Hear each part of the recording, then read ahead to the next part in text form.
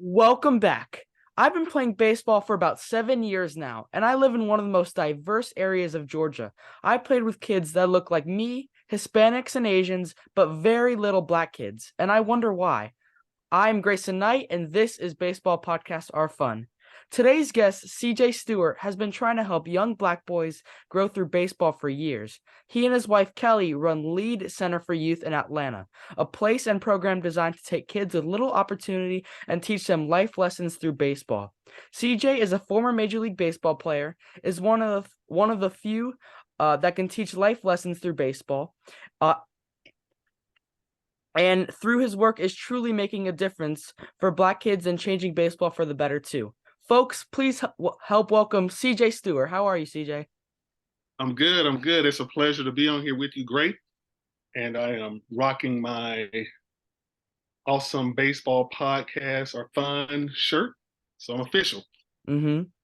So, sir, last month you invited me to work out at L.E.A.D, and I got to meet about 15 other kids my age, and you call them ambassadors in your program. They love baseball just like I do, but maybe they don't have the same opportunities I have. In fact, you cite three curveballs in your mission statement each of these kids face: crime, poverty, and racism. Can you tell us about L.E.A.D and how your passion for your community has grown?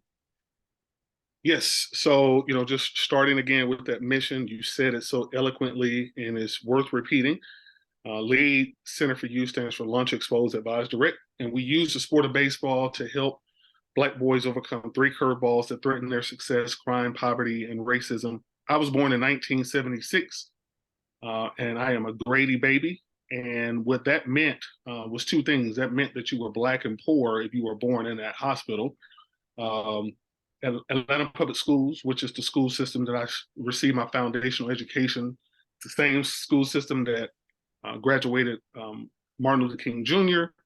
And Atlanta Public Schools was integrated in 1965.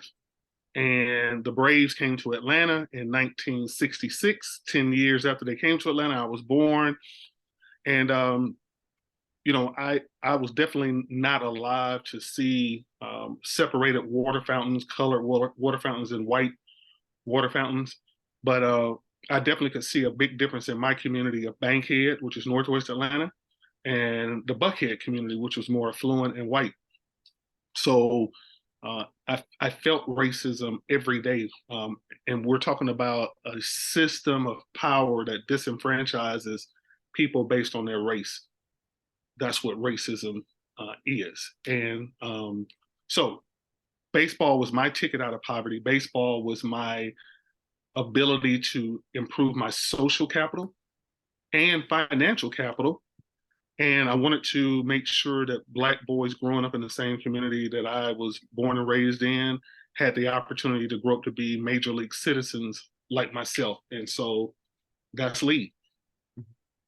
So when you started L.E.A.D, did you initially think of it as a way to give back to the community or as a way of saying thank you for those who helped you achieve your goal of Major League? I wish that it would have been what you just stated, which sounded great and admirable, but I was shamed into doing L.E.A.D in 2007, 2006, 2007-ish.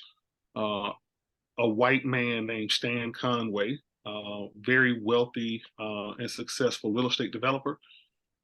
I was training his middle school age white son, Davis Conway, and Stan basically challenged me and said, CJ, I don't understand. You're a former professional baseball player. You've developed major leaguers, yet and still you spend all of your time coaching kids in the suburbs and specifically white children in the suburbs, but you never talk about kids in the inner city of Atlanta where you're from, and you are never there.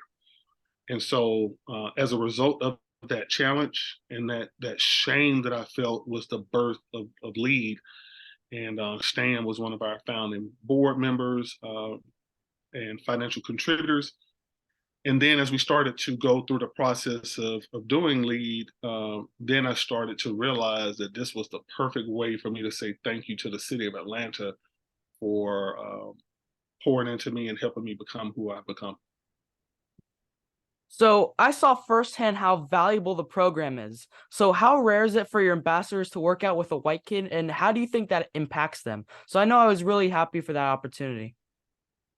Yeah, I mean, right now, uh, the black boys in our program, and we also have black girls. We just started the state of Georgia's first tennis academy, partnering with Atlanta Public Schools for girls, grades third through fifth grade. And we also launched the state of Georgia's first um, school-based baseball programming teams for Atlanta, and this will be in Atlanta Public Schools. And so in Atlanta, if you're born in poverty, you have a 4% chance of making it out of poverty. Atlanta is also number one for income inequality based on race. And so that income inequality happens between 30318 in Northwest Atlanta, where I was born and raised, which we call Bankhead, and also 30318 in Buckhead, which is more white and affluent. So the our city is number one for income inequality, which unfortunately makes us the most racist city in America. And it forces us to be segregated. It forces us not to be together. And so as a result of that, the boys in our program, of which we serve over 250 with year-round programming, um, they have very little interaction with white people at all. And oftentimes when they do, it may be the rare teacher that's at their school, but then also too, it may be the contact that they have with people when they're doing community service. And so giving you the opportunity, and it truly was a gift to you, um, to have you come in and train with us, because we, even though we're serving a disenfranchised group of black boys, we have an amazing facility. We have amazing coaches. We Mhm. have amazing outcomes. And it just so happens that um, we happen to be doing it in a poverty stricken, disenfranchised community. So them getting the opportunity to work with you allows them to measure themselves against you. Many of our boys, and I think you have a lot of talent. I think you have a bright future. But we have boys that realize that they are just as good as you because they were right there with you, and they got a chance Mhm. to see. So you allow them to measure themselves against you, live and in person. You allowed them to see that you are a good person as well. I mean, when I grew up, I thought that it was this magical thing about white people that y'all were so much better than us and so on and so forth. And I realized when I played it, that wasn't the case. It definitely wasn't something that you automatically get because you're white, that you're high achieving in baseball and in life. So I got a chance to see that firsthand, and so did our boys. But also, too, it's important because a lot of times our boys have their first interaction to measure up against their white counterparts when we're playing baseball games. And so, separate and apart from white people, we're training and they're ready mentally. I'm ready to go. I'm ready to go. And then they see an all white team, and then immediately everything just starts to decrease. Their confidence starts to decrease. So you being a part of this programmatic part of our organization was key, because now they get an opportunity to be with you, see you work, see you compete with them. And then now when they go into a game, it's not their first interaction. So it really allows them to really step up and perform because they've had the experience with you. Mhm. I didn't feel any different playing with them. It's just baseball. So, but it's obviously more than that. It is. And it's one of those things where the game baseball was invented in I'm sorry, actually the mid 1800s. And it was the first game that was invented by Americans. And it also was derived from cricket, but also a game that was played in Europe called rounders. And so now we have our own game, baseball, America's favorite pastime. And it was a game that was spread out throughout the country, through the military, as as they go back into their communities, they would share the game. And it also was spread throughout the world as well through the military.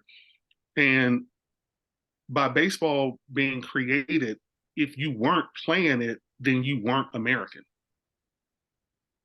So the Negro Leagues, which was established in 1920 through Rube Foster, in addition to it just being a amazing game, black men and black people were fighting to be seen as American, and the game of baseball allowed them to do that.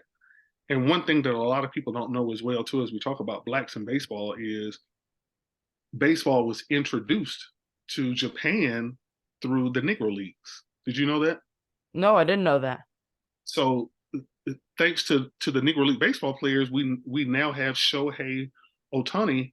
So if the Negro Leagues didn't take it to Japan, he would have never been able to play it.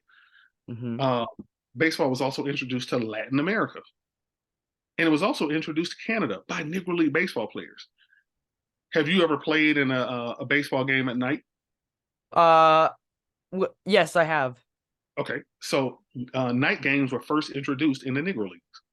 Hmm. First Because time, go ahead. I remember in like the early 1900s, all their games were like day games. That's what I remember.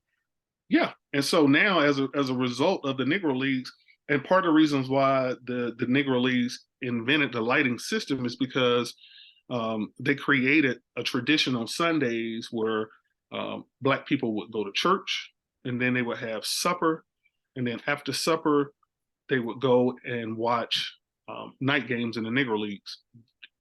Those two, in addition to that, so I can make a point, uh, catcher's gear and batting helmets were invented in the Negro Leagues.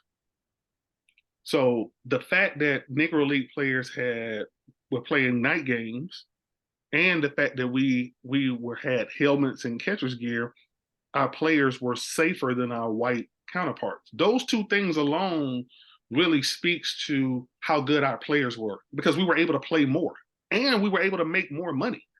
So it's one of those things where even now, as we're fighting to increase the number of blacks that's in baseball, is very frustrating and disheartening, because at one point in time, the Negro Leagues was the best league. And so, it's folks like you and even giving me this platform and other people a platform to talk about those things so that we can be a part of the change that's needed for the game. So my next question was that Lead also has tennis, which is focused on the same issues and development, but for black girls, and you already answered that. So, who pays for all of this? So I know you have a bunch of sponsors, so can you tell us about that? Yeah, so we are operating off of a little over $2 million a year budget. We serve, like I said, over 250 boys in baseball and about 30 girls. Our goal is to cap out at 250 boys for baseball and 250 girls for a total of 500 that we serve. And we have a staff that includes our program director, Bree, and then we have two program coordinators, Trey Hampton and also Andre Paris, and myself as the chief visionary officer. Mackenzie Stewart, our daughter, she is our director of tennis, and all of us fall under the leadership of our executive director, Kelli Stewart. We have an amazing board of directors. Our board chair is a gentleman named Des Thornton.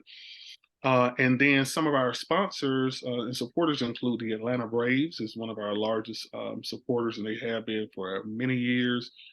Georgia's Own Credit Union. Um, let's see, we have Center for Healing and Justice is one of our supporters. We get a lot of our training there. Laureus Sport for Good USA. So a third of our budget is through grants. Another third of our budget that comes from corporate sponsors, and then another third comes from individual giving. So we have to be very strategic throughout the year to raise funds. One of the other things that I'll speak to that is I have this goal of in our 25-year anniversary, I want 25% of our revenue to come from our ambassador alumni as well as our current participants. And so we got 9 years before our 25-year anniversary. We're right now in year 16. And so when that happens, by then we should be a $10 million a year organization. So we're working really hard. So the young people, the boys and girls that's in our program, we see them as donors. And we want to make sure that they become major league citizens, gainfully employed, civically engaged. so that they can contribute financially to what we're doing, because you can't have fun without funding. So we have a lot of amazing people that are behind us. I just named a few of those, and like I said, we can't have fun without funding. Hmm. So, what is the player's expectation to be part of L.E.A.D, and can they be kicked out? So we have what's called the CSEA, Standards, Expectations, and Accountability. And we scout out the counted out. We're scouting out Black boys and Black girls that are underperforming in grades, attendance, and behavior. And so those are the things that are very important to us. So we expect them to improve in those areas, their grades, their attendance, and behavior. We expect them to be um, civically engaged with us. Um, Commerce and civic engagement is one of our pillars, two of our pillars, along with athletics and academics. And yes, they can be removed. We um, we really strongly believe in the power of attendance. Just a known fact about me, I actually graduated from high school with perfect attendance. So if you're not showing up, you can't learn what you need to learn to do what you need to do. And so we have a very strict attendance policy. We removed a barrier for attendance for our families that are in need of transportation. So we have a relationship with a transportation vendor called Takes a Village Transportation. So they provide door-to-door transportation for our participants, uh, from our rookies in the elementary school program, our middle school junior ambassadors who you were able to practice with, and then our high school ambassadors. We also have a van of our own. So transportation, we take care of that. So there's very little reason, and there's no financial cost to our families as well to participate. You know as well yourself from playing travel ball that it's very expensive, so we remove that. So the currency that they have to be able to be in our organization is the improvement of their grades, attendance, behavior, and civic engagement within the community. Is that simple? And so, and then I'll just speak to the baseball and tennis piece. They have to improve. So they have to move from participating to performance, and at the performance level, uh, there's opportunities to earn uh, athletic scholarships in college for those that want to go. College is very expensive, and an athletic scholarship allows you to cover the cost on a lot of that.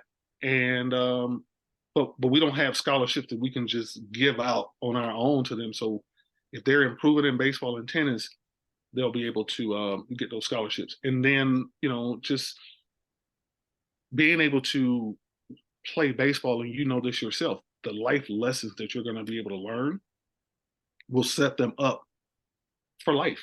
And even if they decide not to go to college, because you don't have to go to college in order to be successful. I actually went to Georgia State University and was academically eligible, and then transferred to DeKalb College and was academically ineligible. Later on, when I finished playing professional baseball, I went to Kennesaw State University and I did really good, but I don't have a college degree. So I am an example that you can fulfill your life's calling, have a lot of support from people, including yourself, and be a major league citizen like I am. So, when I was there, I saw the study area at your facility. So, can a player go to L.E.A.D and just work on schoolwork and not baseball? So that was our Georgia's own credit union learning lab. And sure, yes, they can. We don't really have it set up where students just come there and do get. Actually, I take it back. They do. There are some times during the academic year where we have an executive functioning coach that comes in, not so much for the tutoring, math, science, and things like that, because quite frankly, a lot of our students, even though they're struggling with their grades, they're more than capable. But the executive functioning coach resource that we have really helps them to get organized. So we do have that, where that is a part of programming when needed.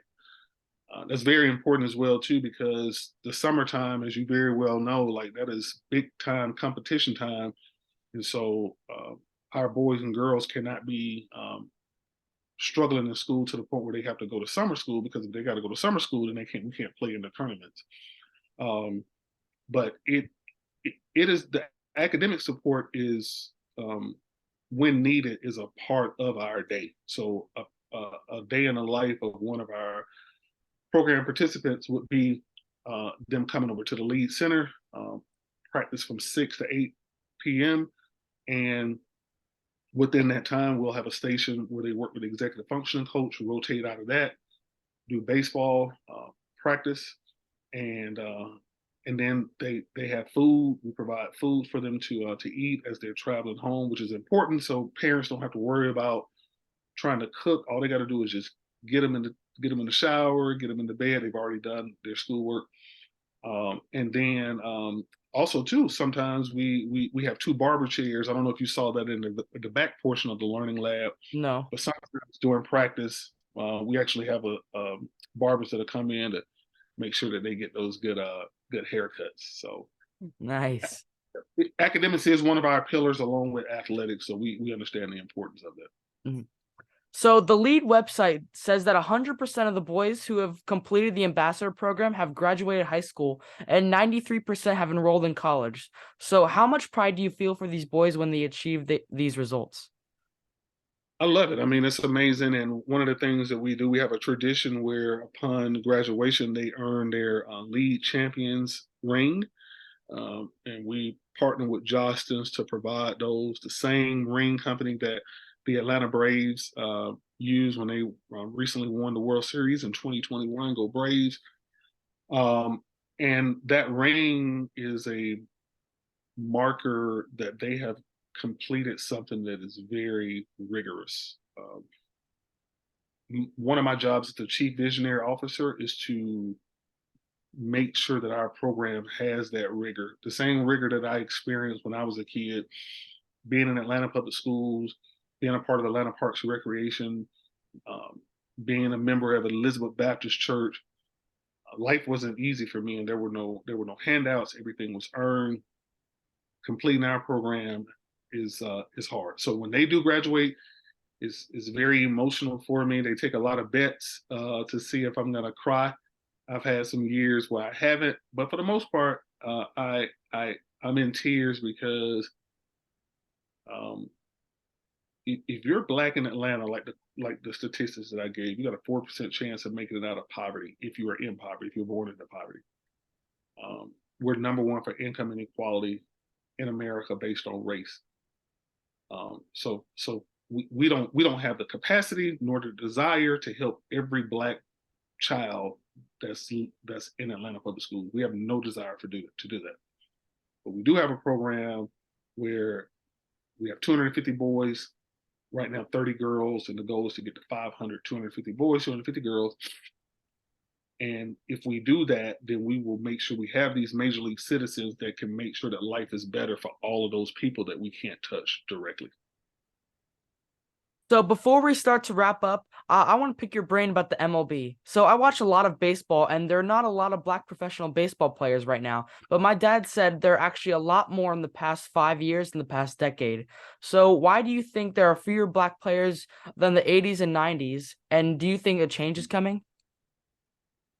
So yes, so when I was a kid, the cost to play baseball was very low, and now the cost to play, to be able to compete, is very high. But then also too, the cost to be properly showcased. When I was a kid, it was scouts that would um, be at different games local. We had rec ball. I even played in the men's league when I was in high school, um, with men that was over 50 years old, and scouts. If you were playing, they would come out there and they would see you play. Now, if you don't have the money to go to the right showcases and be seen, you won't be seen. Uh, and so then also too, we talk about the financial cost to play. But then there's also a social and emotional cost for Black players to play the sport. I know for me, as I was entering travel ball, my teams were majority white, and I felt a pressure to um, act white in the way that I talked. Um, I had to slow my speech down because in my community, we talk fast and we talk loud in my community. And that wasn't the case. So I felt suppressed. The way I dressed, uh, I had to change when I was with my white teammates. The music that I listened to, the way I cut my hair, and some of that still exists even to this day, which is why Lee gives Black boys permission to be themselves. And not only are they going to get coached well, but then we're going to also advocate for them well. And so I think that's one of the reasons why the numbers of Blacks in baseball are low, and they aren't going to increase until we start focusing on the advocacy part. I mean, black boys can play the game, um, and but at the same time, when we're not able to be our full selves and we are suppressed because we're trying to make other people feel comfortable, then that also affects our ability to perform on the field. And so it's really stifling. And there are several Black major leaguers even right now that are playing that are not giving their all. And without mentioning names, there are several of them that could be so much better if they were able to be themselves. I love though the Black Latino players. So these are not the African American players. So Ronald Acuna, who happens to be my favorite player, is not African American. I am African American, and he. I love the fact that he gets an opportunity to play free. He's an outstanding player, and when he won when the Braves won the World Series, he had his flag, he has his culture, and sometimes that's African American players and people, we don't get an opportunity to really show up as our full self. I'm here as my full self on your podcast, and I'm grateful that I have the opportunity to be here. And I love the fact that you're asking me specific questions as it pertains to race. So, uh, LEAD is a solution, and the ambassadors is a program. LEAD is a methodology. It's a way of doing things. And when we think about our way of doing things, it is making sure that there's a progression to performance that starts with protecting our African American boys and our African American girls and making sure that we advocate for them and not spend all of our time coaching them but not protecting them. Does that make sense? Yeah, it makes sense. And you and your wife are definitely making a huge difference. Yes, Kelli she's our executive director, and she's the captain of the ship, and she never played baseball herself, but she's a very intelligent woman who understands how to create a system of accountability, not only for our program participants, for our board of directors, our sponsors. We don't just take money from people because they want to give us money. We have a very clear mission, and we're not going to change it. Um, and so, those are the kind of things that are very important in my lifetime. I want to see the numbers increase. I'm sure our numbers right now are still under 7% at the major league level, but they're extremely low at the college level as well too. And and then they're also low in a lot of other categories where African Americans are. Again, when this game was created, it was a way to prove that you were American. And I just don't think that we're ever going to improve these numbers for African Americans if we are not a part of America's favorite pastime. Mm-hmm. Okay, sir, we've reached the not so rapid fire questions where you can answer with as much or as little info as you want. There are no wrong answers. You ready? Ready. So you were drafted by the Cubs, and did you ever get to play against the Braves in Atlanta? I didn't. I was there in the Cubs organization for a short period of time, but never got an opportunity to play against the Braves. So I've met you in person. You got some style. So do you prefer Adidas or Jordans? Adidas all day long, man. Mm-hmm. So you wrote an Amazon #1 best-selling book called Living to Lead, a story of passion, purpose, and grit. So what was the last book you read or inspired you? Oh my gosh, let me just tell you the book I'm reading right now. I'm gonna look on my phone. I'm a big Audible um, reader, and I just read the book Lucky Me by Rich Paul. Mhm. Amazing. So, what's your favorite cereal I haven't eaten cereal in a long time, but when I was a kid, or breakfast, whatever? oh, my favorite breakfast, I'm a very simple grits, get the little grits packets, put them in there, scrambled eggs, and Eggo waffles. I can Nice. have that every day. Mhm. And last one, what's your favorite baseball movie of all time? Golly, favorite. I think I'm gonna go with Sandlot. Sandlot, that's a good one. I have three: The Sandlot, Major League, and Field of Dreams. My Yeah. dad also had a question. Have you seen Bingo Long and his Traveling All Stars and Motor Kings? You know what? I have not seen. Ironically, I've not seen the whole thing. I've seen parts of it. Come on! I, I don't. I've seen parts, so that's gonna be one of the things I'm gonna be doing over the Christmas break for sure. That's one of my dad's favorites. It is. It's a lot. It's a lot of funny. And I know Richard Pryor. He's in it. So yeah, he was one of my favorites as well. Mhm. Well, CJ Stewart, we did it. Thank you so much. Do you have anything else you want to add or ask me?